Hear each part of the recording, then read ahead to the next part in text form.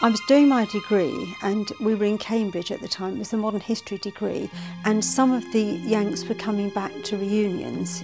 When it came to doing my undergraduate dissertation, it was decided that I would work on their relationships with the British people during the war. The examiners liked it because in those days it was very unusual that the books that were written on the Yanks were about them battling and about their aeroplanes and their weapons, nothing about their social history. So the examiners liked it and suggested that I turned it into a book.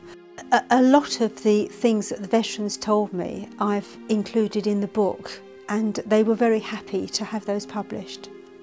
During the 1980s, a lot of the veterans were sending me tapes with their memories.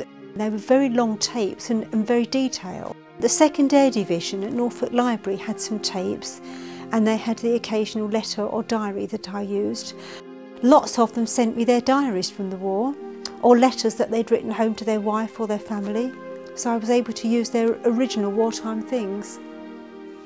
I visited Florida quite a lot, and the man I stayed with in Florida took me to a lot of other veterans who had moved to Florida when they retired.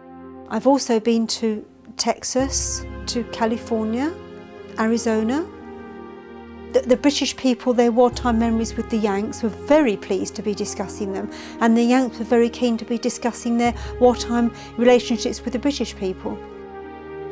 The book will certainly be of interest to any veterans that have survived, or maybe any of their families, any grandchildren or children or nieces or nephews, and maybe any British people who remembered the Yanks being here in the war, or their children who remembered their parents telling them about it.